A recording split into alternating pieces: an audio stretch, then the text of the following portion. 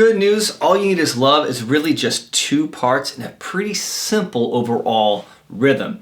The hardest part is the time signatures. Obviously, this is why you click this on, because you're trying to play along and you're just getting lost right out the gate. I'm going to solve all of your problems.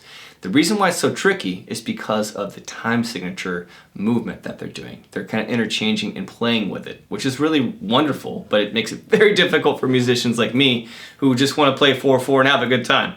Let me go ahead and get to the hardest part first, the verse. By the way, quick disclaimer, all the rhythm stuff is just down strum. 1, 2, 3, 4, right? I'm gonna keep it really simple, strip this down. If you see me doing up strums once in a while, go ahead and try that, but not before getting the simple counts down. Let's go ahead and play the entire verse. Check it out.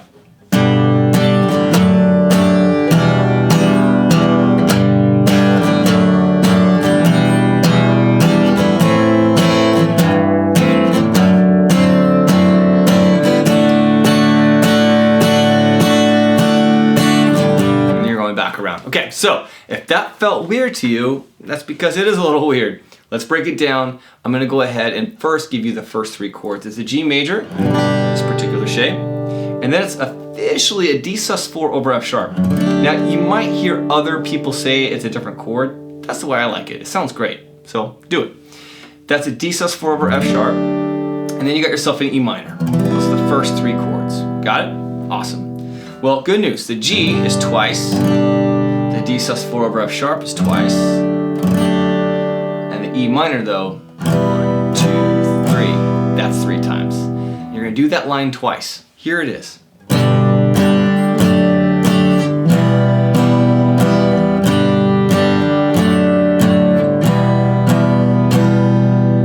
Trust me, that is correct. Let's go and get to the next part. We've got ourselves an A minor, and then an A minor over G, where you just put your fourth finger here on the E string 3rd fret, little bass note movement, and then an A minor over F sharp, which I kind of cheat a little bit. So I like to just simply get my middle finger off and play it on the 2nd fret of the E string for the F sharp. I'll mute the A, I'll let that D hang open, it's fine. And it sounds fine, okay? So it's gonna go.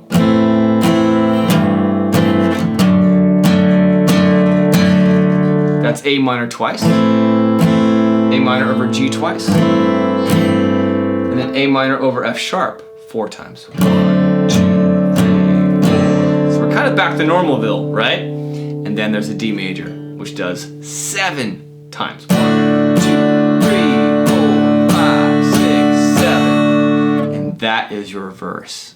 Got it? Beautiful. Let's go ahead and cover the chorus. It's actually easier. Here we go. The chorus is pretty simple. I'm going to play it all together for you and then break it down.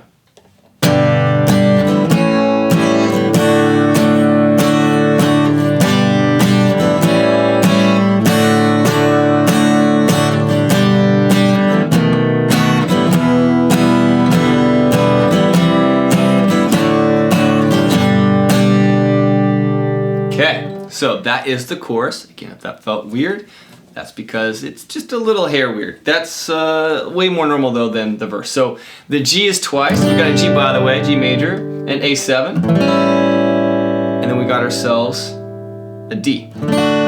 So G twice, A7 twice, and D 4 times. 2, 3, 4. Do that again. G twice, A7 twice, and D 2, 3, 4.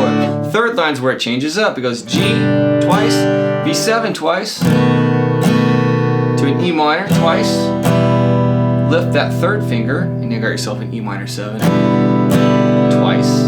By the way, if that's too much, just play E minor 4 times in that section. And finally, we do C twice, to D twice, to G twice.